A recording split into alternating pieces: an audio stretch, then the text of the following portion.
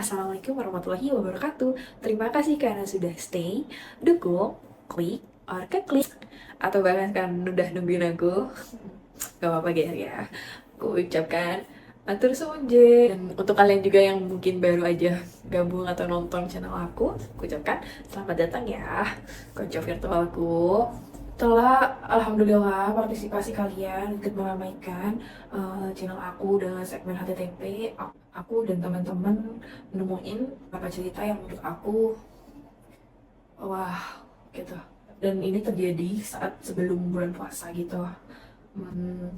Di sini aku cuma mau reminder juga buat diri aku sendiri kalau gimana ya, hidup itu nggak usah yang muluk-muluk gitu loh. Punya mimpi bagus, punya keinginan bagus, punya ambisi oke gitu, fine-fine aja. Selagi kita nggak bangga-gugat orang, mau itu orang lain, mau itu saudara kandung, saudara jauh, atau bahkan yang terutama itu orang tua.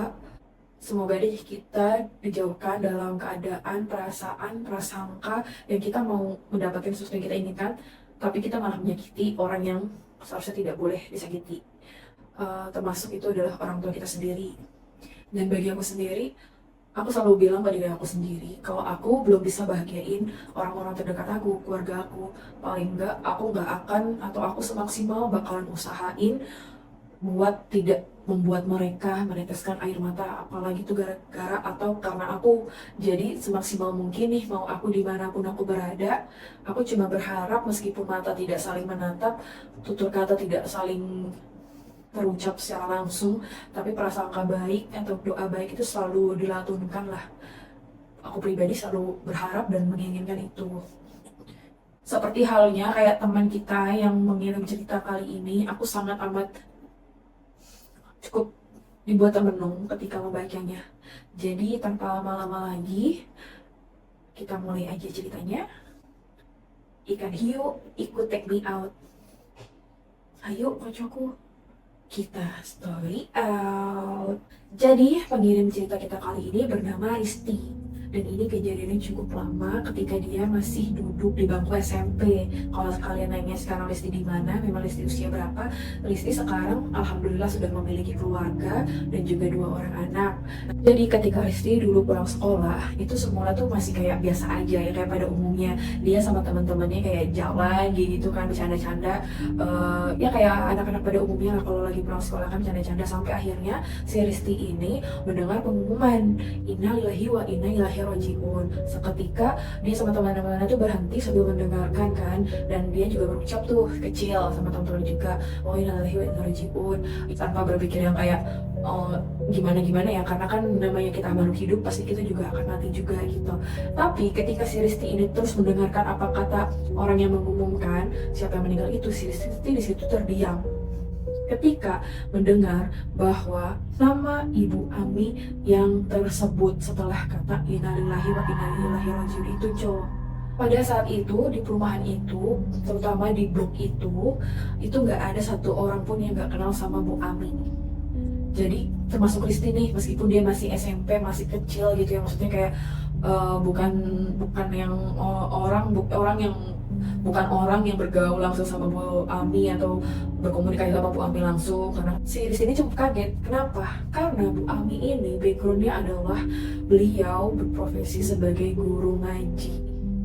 Jadi si Ami itu cukup terkejut karena ya Allah ternyata yang meninggal tuh Bu Ami. Si Risti ini cukup mengenal siapa itu Bu Ami, begitupun dengan orang-orang di sekitarnya.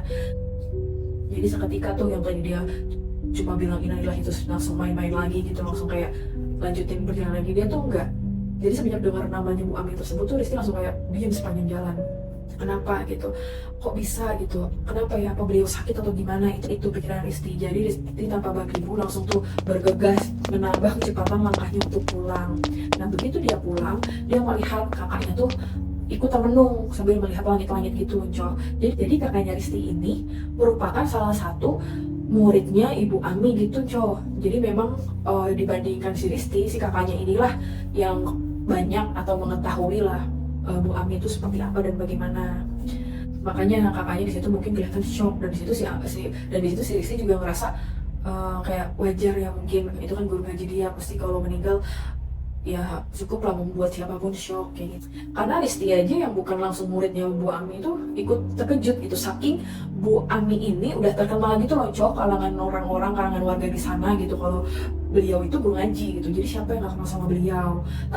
Tapi di situ Cok, yang bikin si Risti terkejut adalah penyebab kematian Bu Ami, yang ternyata Bu Ami meninggalnya itu bundir dengan cara gantung diri Cok. Di situ si Risti sekali lagi meskipun bukan muridnya segala macam terkejut, kayak ngerasa astagfirullahaladzim kok bisa gitu. Bukan cuma itu aja Cok, jadi ketika si Risti ini mendengar dari kakak yang ngobrol sama teman-temannya, itu ternyata Bu Ami itu meninggal dalam keadaan selain seperti itu ya dalam keadaan hamil. Jadi sedang hamil, Bu Ami bundir. Itu yang membuat si Risti itu makin kayak kok bisa sih gitu.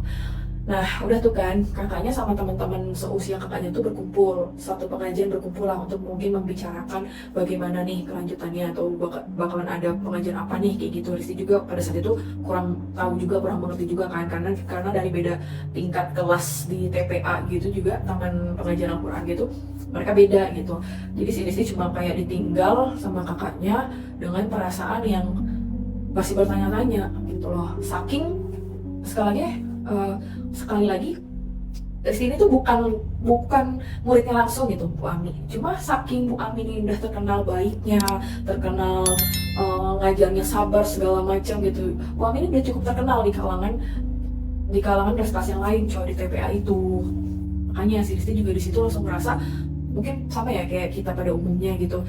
Kadang yang bukan guru ngaji aja kan, atau bahkan mungkin kita nggak kenal, begitu kita dengar meninggal gitu pasti kita kan nanya kok bisa kayak yang lagi rame tuh Cok, yang artis Korea itu kan kayak ya walaupun kita nggak ngefans gitu yang Cok ada berita kayak gitu kayak kok bisa sih gitu, pasti gitu. Karena sama si Rizky juga kayak gitu Cok, si Rizky juga kayak gitu merasa kayak oh ya Allah kok bisa sih begini. Nah untuk mengalihkan pikirannya, untuk mengalihkan argumennya sendiri gitu, ketika sore tiba dia itu memilih untuk berkumpul sama teman-temannya di suatu kayak saung gitulah, di suatu pos mungkin ya, bukan saung, kalau saung di sawah sih, di pos lapangan gitu berkumpul lah dia si ini sama teman-teman SMP dan teman-teman perumahannya yang cowok berkumpul. Nah di situ si Risti ngeliat ini orang udah pada ngumpul-ngumpul nih, kenapa nih gitu. Maksudnya nggak biasanya langsung pada ngeriung gitu, pada ngumpul gitu tuh nggak biasanya. Akhirnya si Risti ya udah langsung ikut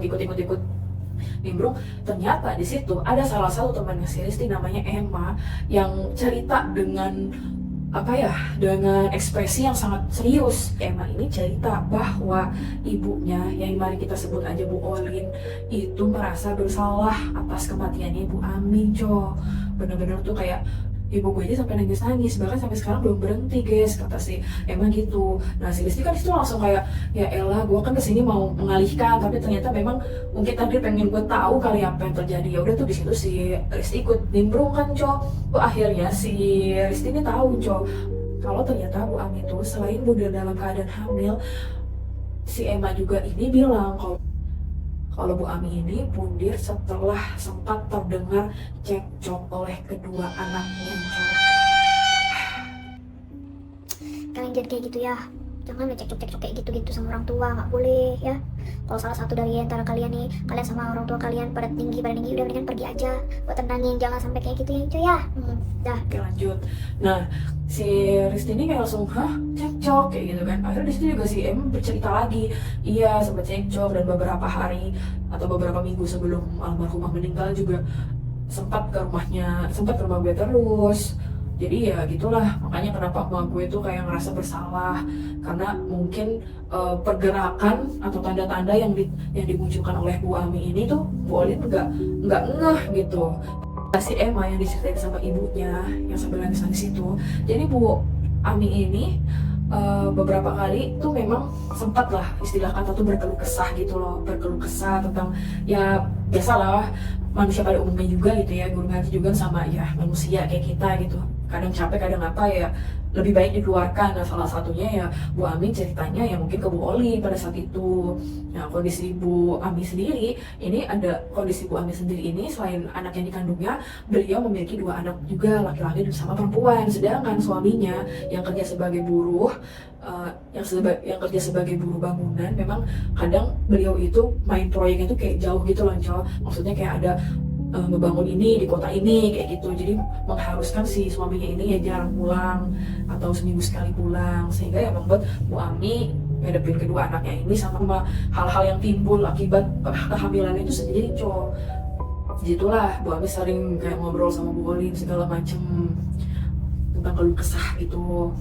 Nah, di situ awalnya masih kayak baik-baik aja, cuma maksudnya ya sebatas begitu aja. Kadang juga bukan cuma Bu Ami kok, kadang juga Bu Olin sering nimpalin kalau memang hidup ini tuh gak ada yang mudah gitu. Memang ada aja kok masalahnya, cuma percayalah pasti di balik semua itu tuh pasti ada hal yang lebih baik atau lebih besar di baliknya kayak gitu. Ini juga sekali lagi kayak saling reminder mungkin cara Tuhan untuk kita diangkat derajatnya atau segala macam. Pokoknya antara Bu Ami dan Bu Olin ini kayak saling menguatkan gitu lah, sampai akhirnya Bu Ami ini bilang sama Bu Olin, "Bu, mohon maaf, kan Ibu ini nih saya lihat Ibu ini alhamdulillah keadaannya lebih dari saya." Maksudnya di sini dalam segi ekonomi ya, Habis itu Bu Ami nanyain lagi, kadang Bu Ami juga nanyain gini, ada nggak kira-kira nih kerjaan untuk saya? Maksudnya ya saya tahu saya guru gitu, tapi ya realistisnya ya saya nggak cukup.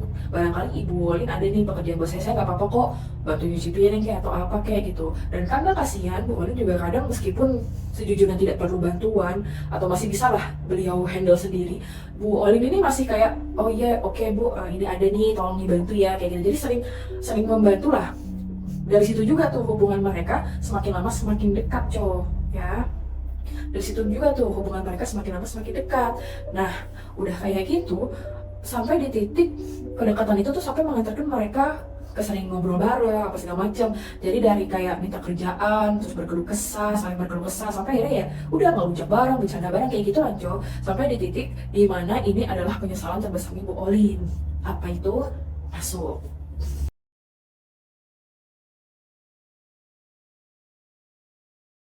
Jadi waktu itu Bu Ami ini sempat kayak memperlihatkan gelagat tidak biasa gitu loh, Jadi beliau itu kayak melirik kanan kiri rumahnya Bu Olin, sampai akhirnya Bu Olin tuh kenapa ya Bu, digituin sama Bu Olin. Terus Bu Ami bilang, ini Bu, kemarin pas saya bantu-bantu beberes gitu, saya ngelihat ada beberapa barang di gudang rumah Ibu, boleh nggak ya kalau memang itu tidak terpakai, mau saya pilih-pilih, mana tahu ada yang masih bermanfaat terus saya bawa pulang, kata si Bu Ami gitu. Nah, Bu Olin yang dengar kayak gitu kayak oh boleh silahkan dipilih aja yang masih layak, masih bagus, dan masih memang sekiranya bisa digunakan lagi nih, karena saya sendiri juga nggak tahu ini barang-barang mau dikemanain, makanya saya simpen dan saya tumpukin semua lah di gudang itu. Jadi pada saat itu Bu Olin memberikan kunci kepada Bu Ami, kunci gudangnya nih gitu kan, ternyata yang niatnya Bu Olin itu kayak alhamdulillah mungkin ada nih barang aku yang udah gak kepake tapi masih bisa bermanfaat untuk orang.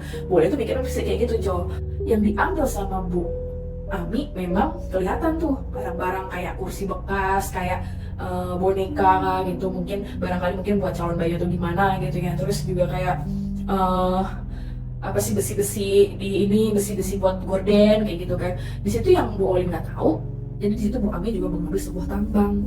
Itu adalah penyesalan yang terbesar yang katanya Bu Olin rasain sampai detik ini, Dan pada saat itu kejadian si almarhumah ini ngambil tambang ini, itu nggak langsung di hari itu ya, gitu. Jadi ada 2 hari berlalu gitu, tepatnya di hari Jumat, Kejadian itu terjadi di mana ketika rumahan lagi sepi, ganggang lagi sepi, dikarenakan para kaum laki-laki ini kan melaksanakan sholat Jumat, Nah disitulah Bu Ami melakukan bunuh itu tepat di kebun belakang rumahnya, tepatnya di sebuah pohon, Nah pada saat itu juga si Emma menambahkan kalau suaminya ini kebetulan memang pulang, judulnya pulang. Cuma kan pada saat itu tuh udah keburu sholat Jumat. Jadi kemungkinan besar suaminya ini melipir dulu ke masjid untuk melaksanakan sholat Jumat bersama, sholat Jumat berjamaah. Sampai akhirnya tahu-tahu suaminya pulang, panggilannya Bu Ami ini tidak ada jawaban. Padahal di situ menurut keterangan si anak laki-lakinya ini nih yang ikut sholat Jumat juga gitu kan, yang memang terjadi ikut sholat Jumat ya cow, bilang kalau ibunya ada kok di rumah gitu. Tapi ya nggak ada jawaban tuh cow, udah diketok nggak ada, udah panggil nggak ada juga gitu. Sampai akhirnya si suaminya ini mungkin merasa feelingnya udah nggak enak, akhirnya didobraknya lah tuh cow pintu. Dan naasnya di situ suaminya dari Bu Ami sudah melihat bahwa Bu Ami atau istrinya sudah dalam keadaan tidak bernyawa dengan mata terbuka dan ludah menjulur. Astagfirullahaladzim. Dia tuh sempat aja langsung geger banget. Suaminya teriak-teriak, nangis segala macam sampai mengundang para warga datang juga. Gitu akhirnya kenapa? Disitulah akhirnya warga juga tahu. Nah di situ juga terungkap kalau sebelum Bu Ami ditemukan seperti ini, Bu Ami cekcok sama kedua anaknya ini. Di situ kan si Rizky sama teman-temannya tuh masih pada ngedengerin gitu yang Jawa, masih kayak pada iya Allah serius lah, iya serius, emang anak-anaknya ngomong apa sih sampai kayak gitu Bu Ami, kayak gitu kan. Nah si Emma disitu juga menambahkan, jadi kedua anaknya ini bisa dibilang gimana ya Jawa, mungkin karena kurang perhatian dari ayahnya atau gimana gitu, jadi agak sedikit mengke gitu loh Cok, agak sedikit ngeyel gitu loh, agak sedikit keras, apa sih namanya, kayak jadi bandel, capernya tuh bandel gitu. Pernah juga di situ si Risti juga dengar sendiri kalau ini mah ya si Bu Ami ini sama Bu Ami ini lagi kayak narik tangan anaknya ini loh Cok, kayak udah biarin bapak mau kerja dulu, jadi posisinya suaminya Bu Ami itu kayak mau berangkat kerja gitu Cok, cuma sama anak laki-laki ini nggak boleh. Nah si Bu Ami ini sampai kedorong Cok, sampai didorong apaan sih kayak gitu. Itu si Risti juga lihat sendiri tuh Cok peristiwa itu. Nah udah kayak gitu suaminya ini kan udah tuh sampai nangis sama segala macam, ditangani sama warga, suasana di situ juga kisruh segala macam. Nah disitulah terungkap fakta yang tadi, kenapa emang Bu Ami sama dua anak ini. Jadi ternyata si anak Bu Ami kan cewek sama cowok kan Cok, yang cowok ini teriak-teriak gitu Cok, sempat teriak-teriak minta motor baru buat sekolah segala macem. Nah terus untuk yang ceweknya ini minta masuk bimbel supaya dia bisa masuk SMA favoritnya. Tapi mintanya tuh ya Cok, kayak minta orang maksa gitu loh. Jadi anaknya tuh kayak nggak ngerti gitu loh keadaan orang tua. Udah tahu Bu Aminya tuh profesinya apa dan ayah mereka tuh profesinya apa, tapi permintaan mereka tuh seakan-akan kayak uang ini bisa dipetik dari pohon gitu loh Cok. Kesel juga orang tinggalin gitu kan, kesel juga gitu loh bacanya, kok bisa kayak gitu. Alhamdulillah sih Enco, aku pribadi kalau pengen sesuatu tuh aku bakalan raih sendiri gitu loh. Mungkin iya ada keluh kesahnya kadang berandai-andai gitu kan, tapi tetap kok yang keluar dari mulut ini ketika sholat alhamdulillah masih doa orang tua, mohon ampun kedua orang tua gitu. Walaupun pernah ya kalau lagi tantrumnya udah semoga bukan, kenapa sih gue harus lahir di sini, pernah juga, nggak munafik, pernah juga kok kayak gitu.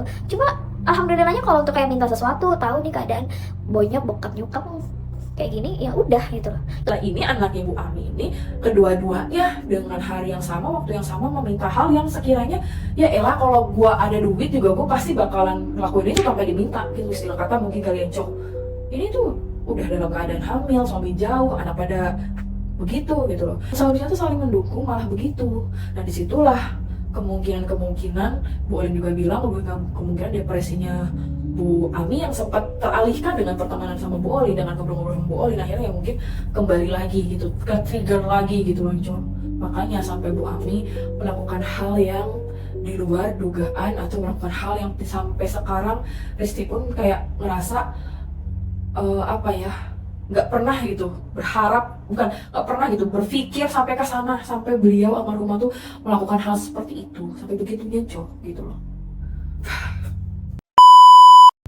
Udah tuh kan Cok, mau nggak mau, suka nggak suka, memang harus ikhlas. Jadi di situ suaminya Bu Ami ini juga kayak mohon maaf kepada semuanya gitu. Barangkali ada satu kata dua kata patah yang menyinggung atas nama istrinya, mohon tolong dimaafkan segala macam. Udah tuh, di situ juga yang paling terpukul selain keluarganya Bu Ami ya tentu saja Bu Olin. Masih terpukul, masih nggak nyangka, masih kayak berandai-andai aja. Gue bener-bener ngeliatin nih apa yang dibawa sama si ibu ini pas dia ke gudang gue gitu, masih sering kayak gitu tuh Bu Olin tuh Cok, ya kan. Nah pemakaman udah selesai, sedih-sedihannya juga mulai dibangkitin lagi, entah dari pihak keluarga intinya, entah dari pihak Bu Olinnya dan warga-warga di sana, dan juga termasuk kakaknya si Risti ini udah mulai kayak coba ikhlasin. Munculanlah hal-hal dan situasi-situasi yang membuat bulu kuduknya si Risti ini merinding. Apa aja itu, Jo? Masuk.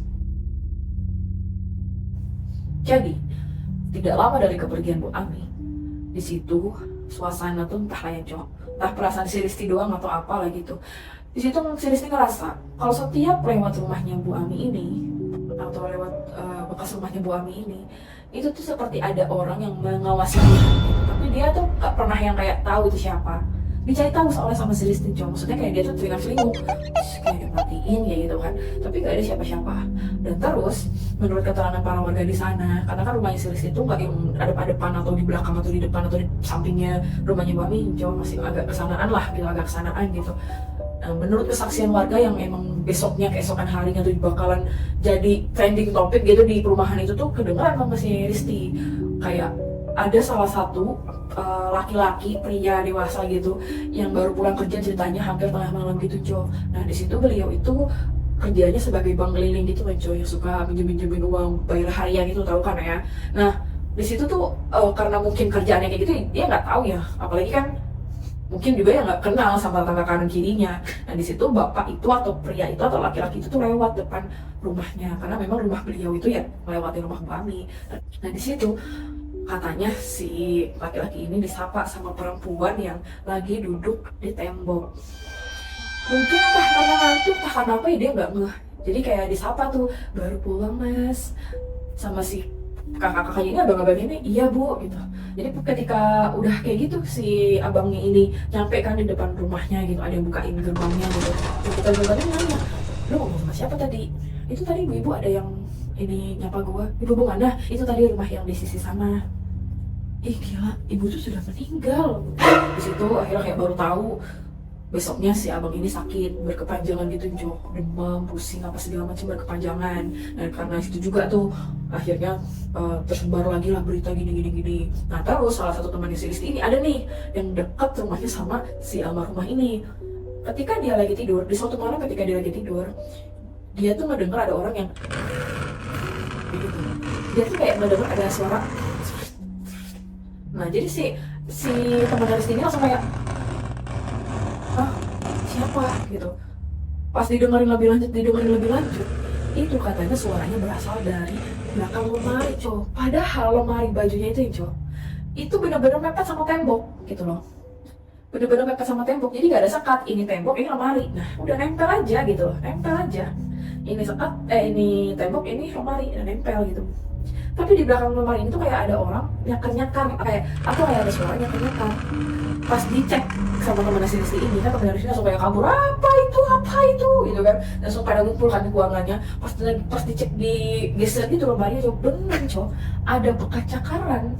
Itu sampai heboh, sampai si Risti, ayo lu ikut ke rumah gua beneran nih kayak gini. Si Risti ngeliat itu bekas cakarannya, dan itu tuh kayak bukan cakaran kucing atau apa ya, Jo. Lagian kan itu lemari kan lemari baju, bukan lemari isi mainan atau isi barang-barang ringan gitu yang bisa digeser sampai geser sini gitu loh, Jo. Gak mungkin lah gitu. Dan itu emang mepet ke tembok banget. Yang setelah dipikir-pikir, ya tembok sebelah sini itu adalah tembok sekatan antara rumah dia sama rumahnya Bu Ami, Jo. Gila gak tuh? Gila sih. Belum sampai situ, Jo, belum. Nah di situ selain tadi apa, Bu Ami katanya duduk di katanya pertama tadi apa, Bu Ami duduk di tembok rumahnya, halaman rumahnya. Terus yang kedua bekas cakaran. Nah yang ketiga ini, Jo, sering terjadi suara gemuruh, suara riuh, jadi kayak jengkrang di dalam rumah itu. Ya kalau dilihat setelah orang ngedengerinnya kan, kalau malam orang tuh dari pasti ngelapor gitu, pasti jadi omongan lagi, ngelapor lagi, akhirnya kayak dilihat tuh nggak ada apa-apa gitu. Di situ tuh apa ya, kayak ya perabotan biasa masih pada tersusun rapi gitu. Dan mungkin juga ya, Jo, ini nih penyebab yang aku nggak tahu ya kalau di posisi di situ. Jangankan aku ngebayangin jadi Risti atau jadi apa, aku kalau kayak dari blog lain ngelihat ada peristiwa ini, aku sih udah menjauh aja lah gitu loh. Karena gini, Co, kan dengan adanya penampakan Bu Ami, terus juga teriakannya temannya si Risti dan lain-lain ya kan, bang keliling juga disapa segala macem, ya otomatis ya warga nih ngerasa oh ini udah mencekam gitu. Dan mau gak mau si suaminya Bu Ami ini juga ikut didudukin kayak ngobrol gitu loh, ini begini loh Pak, ada jin yang menyerupai istri bapak begini gini gini gini. Dan setiap ada peristiwa janggal juga, setiap nih ya, berarti emang tidak terlewatkan satu hari pun tidak terlewatkan.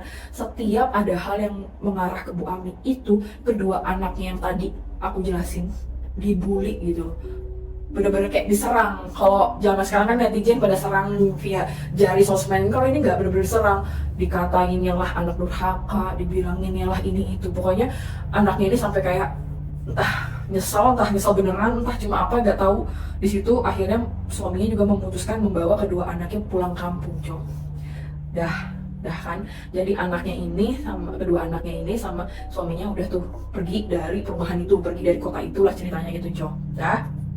Tapi bukannya kayak lebih membaik atau kayak, maksudnya gini, mungkin aja dengan kepergian orang yang udah bikin Bu Ami ini kesel, Bu Ami ini mengakhiri hidupnya pergi, ya udah semua tenang. Tapi ternyata tidak sampai situ. Selain tadi penampakan, suara berisik jendreng, suara lemari segala macam dicakar-cakar, di situ banyak deh pokoknya. Entah Bu Ami kadang terlihat di genteng menyerupai Mbak Kunti dan disini rambutnya, terus entah juga kayak ada sosok yang kelihatan bayang-bayangnya ini tapi sambil kayak ngelus perut gitu loh, terus perut dari jauh tuh kayak orang lihat si ibu-ibu ini lagi ngelusin perutnya gitu. Itu gak sedikit orang yang lihat, Cok.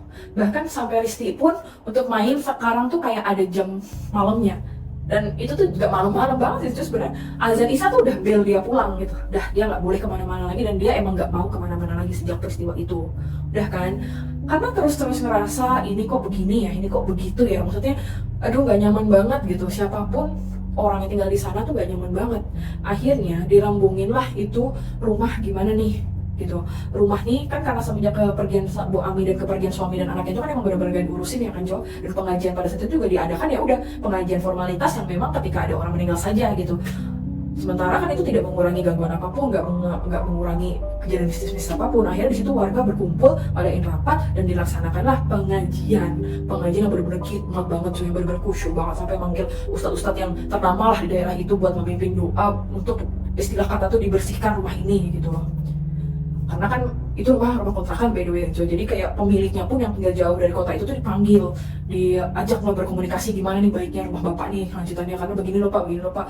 Oke, saya setuju, adakan pengajian pun dimulai tuh, Jo. Pengajian. Dari situ sih udah ya jarang gitu, maksudnya dari yang penampakannya itu dilihatin udah berkurang tuh, Jo. Jadi kayak cuma suara-suaranya doang, itu pun jarang gitu. Itu pun cuma kayak memang mungkin orang yang pulang malam banget baru kedengeran, atau orang yang apa gitu baru kedengeran. Pokoknya nggak semua orang lagi deh dengar, nggak kebanyakan orang lagi deh dengar gitu. Nah akhirnya si pemilik rumahnya ini berinisiatif untuk membuka lah rumah itu lagi, untuk dikontrakan lagi lah rumah itu kepada pihak-pihak lain. Cuma Jo, di situ anehnya, meskipun udah nggak ada penampakan atau suara-suara masih jarang ya, atau suara-suara udah jarang banget gitu kan, itu yang kontrak di sana tuh nggak pernah betah. Bener-bener kayak cuma ada 2 minggu udah selesai keluar. Ntar warawiri mobil pada datang, mobil gede gitu pickup pada datang, gotong-gotong, cuma berapa hari digotong lagi gitu, pergi dari sana kayak gitu. Sampai nih di titik si Risti ini ngelihat kalau ada satu bapak namanya, anggaplah namanya Pak Wawan. Pak Wawan ini guru ngaji juga, Coh, di SMP-nya si Risti. Itu sampai nyewa rumah itu. Dan di situ keadaan istrinya Pak Wawan juga lagi hamil, Coh. Dipikir kan kayak, berani banget nih si bapak ini gitu kan. Si udah ngomong kayak gitu tuh udah kayak gak bahaya tuh si bapak di situ. Dia kayak ngoceh-ngoceh sendiri dalam hatinya gitu, sama ngoceh-ngoceh bergosip-gosip kecil lah sama teman-teman SMP-nya gitu kan, Cok. Dan sesuai dugaan mereka, Pak Wawan sama istrinya ini pergi meninggalkan rumah itu, walaupun ya agak lama ya, Cok, sekitar 2 bulan menempati. Akhirnya Pak Wawan dan istrinya pergi. Di situ Pak Wawan cerita, katanya kalau untuk penampakan sih nggak pernah, untuk suara masih kedengar, cuma katanya itu hal yang biasa untuk Pak Wawan sama istrinya. Cuma ini yang bikin nggak nyaman adalah ketika si istrinya Pak Wawan ini katanya sering dimimpiin sama wanita yang menangis megangin perut. Nah disitulah istrinya Pak Wawan takut, udah kayak nyerang mimpinya terus, ini nggak bener ini dan nggak nyaman. Jadi kan kalau ibu hamil ini harusnya istirahat, harusnya ini itu, jadi terganggu deh semua jadwal-jadwal istrinya Pak Wawan. Akhirnya di situ mereka memutuskan untuk give up dan keluar dari rumah itu juga, udah tuh. Sekiranya udah dilaksanakan semuanya nih, pengajian udah, apa segala macam udah, akhirnya warga di situ tuh kayak mengadakan perkumpulan lagi lah untuk gimana ke depannya gitu kan. Dipanggil lagi yang punyanya, cuma yang punyanya ini nggak langsung datang cowok, dan itu juga warga di sana juga ngabarinnya via telepon ya cowok.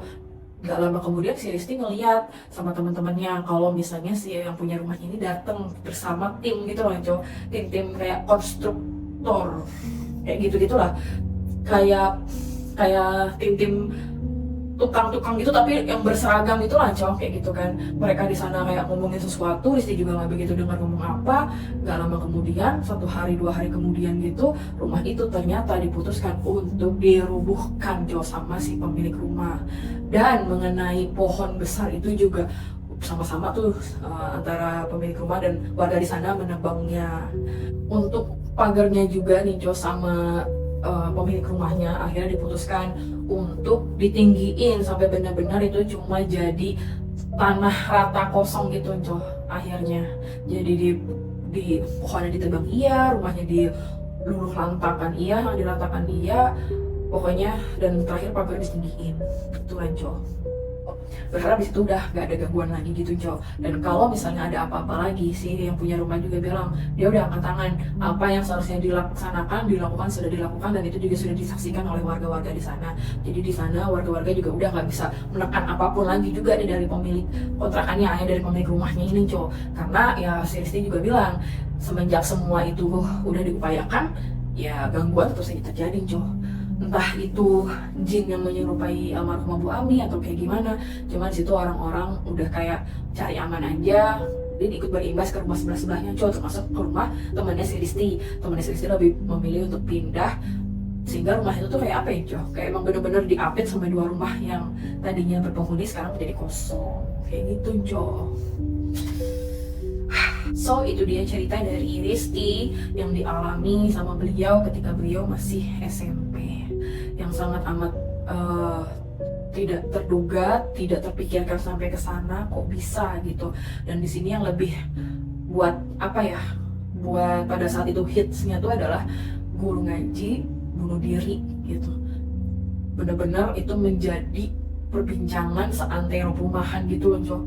Bener-bener itu menjadi kisah, jadi kayak urban legend di perumahan itu gitu, dengan kepergiannya Bu Ami. Dan seperti aku bilang, cerita ini juga memiliki pengaruh besar untuk hidupnya Risti sampai sekarang. Beliau sudah memiliki keluarga, itu adalah membiasakan anak, membiasakan komunikasi dengan anak dan dengan pasangan cowok, buat mereka mengerti keadaan keluarga mereka gitu sedini mungkin. Jadi di sini bukan berarti kayak pasrah yang cowok, misalnya ma aku mau uang nggak ada udah gitu, ma aku mau ini nggak ada tuh udah nggak. Di sini tuh Risti lebih kayak sabar ya, doain aja semoga papa mama banyak rezekinya sehingga bisa beliin adik ini kayak gitu cowok. Nah terus juga membuat apa ya, Risti jadi lebih kayak apa ya, Risti jadi lebih kayak pokoknya ngajarin lebih ke kehidupan lah sama anaknya ini. Pendidikan itu memang penting, tapi pendidikan secara akhlak atau secara religiusnya juga penting gitu kalau katanya Risti cowok. Meskipun gak jadi udah lama cowok, mari kita sempatkan sama-sama untuk membacakan Al-Fatihah untuk Bu Ami dan keluarga agar tetap diberi kemudahan, kesabaran, ditambah untuk kedua anaknya nih, insya Allah yang semoga aja kita sama-sama doain semoga udah berubah ya coy ya. Dan buat kalian juga nih, termasuk aku sekali lagi ya kan, please banget kalau kalian belum bisa bikin orang tua kalian tuh bahagia, tolong banget jangan bikin orang tua kalian menangis. Itu setidaknya itu cowok, berjuang aja gitu, berjuang sampai istilah kata tuh lebay-lebaynya tuh berjuanglah sampai di titik darah penghabisan gitu loh cowok. Jangan kerjaannya tuh nanya sampai kapan aku begini, kok bisa sih aku begini terus, teman-teman udah begini, teman-teman udah begitu. Jalan orang beda-beda, takdir orang beda-beda, rezeki orang beda-beda yang coy ya. Pokoknya di sini istilah kata tuh jangan pernah menyerah, karena kalau diri kita aja udah menyerah itu benar-benar udah tamat. Beda ya, nyerah sama capek sama lelah tuh beda. Kalau konco-konco termasuk aku lelah, ayo kita istirahat dulu. Kalau jenuh, ayo kita alihkan dulu, kita berhobi-hobi aja dulu gitu loh. Kalau misalnya kita kayak aduh aku kayak gak nyaman lagi atau gimana, ya udah lakuin apa yang konco-konco bisa lakuin gitu. Jangan kayak maksa hari itu harus terjadi juga, keinginan ini harus terwujud hari itu juga, tahun ini juga, tuh jangan. Karena semua orang rezeki, takdir segala macam tuh berbeda-beda ya. Yang tugas kita di sini hanyalah sebagai manusia berusaha. Kalau aku sih sering bilang ke teman-teman aku, kita perlu duit. D. Doa. U. Usaha. I. Ikhtiar. Jadi usaha / ikhtiar. T-nya itu tawakal, Jo. Oke, mari kita juga sama-sama belajar nih. Mumpung sebentar lagi juga kita mau masuk bulan Ramadan nih, Jo. Mari kita gunakan waktu sebaik-baik mungkin untuk beribadah kepadanya. Aku pribadi mengucapkan sekali lagi terima kasih karena sudah menonton video aku dan cerita ini. Semoga kita semua selalu berada dalam prasangka baik dan kesabaran yang luas ya, Jo ya. Enggak, dan semoga juga kita bisa khusyuk menjalankan ibadah Ramadan tahun ini. Amin ya robbal alamin. Dan semoga juga semua yang telah disampaikan sama aku, dan terima kasih untuk Kalisti juga sudah mau berbagi, itu ada manfaatnya untuk semua yang ada dengar, termasuk diri aku sendiri yang membaca yang Joya. Jadi segitu dulu. Terakhir aku ucapkan selamat menunaikan ibadah puasa. Mohon maaf lahir batin ya, Jo. Kalau kalian suka dengan video ini, jangan lupa tekan tombol subscribe-nya untuk selalu membantu dan dukung channel aku berkembang. Dan jangan lupa juga klik tombol like dan penuhi komen-komen aku, karena aku sekali lagi masih sangat berharap dan menanti kalian nih riwahin komen-komen dengan segala pendapat kalian ini. Seperti biasa sebelum closing, ikan hiu dipancing paham dan ayo koncoku, hayu hayu hayu. Semoga kita bersama-sama khusyuk menjalankan ibadah puasa bulan suci Ramadan. Oh ya, satu lagi, kalau kalian juga memiliki cerita yang sama, yang seru, yang unik, yang lucu, yang kocak beda dari yang lain, atau mungkin sudah pernah dikirimin email ke yang lain tapi belum sempat dibacain, monggo cerita ke aku pasti bakalan bacain cerita kalian. Aku pada Rifani mengucapkan selamat menunaikan ibadah puasa Ramadan. Dan mohon maaf lahir dan batin. Insya Allah kita ketemu lagi ya, Jo, dalam segmen dan cerita-cerita berikutnya. And see you on my next video. Bye-bye.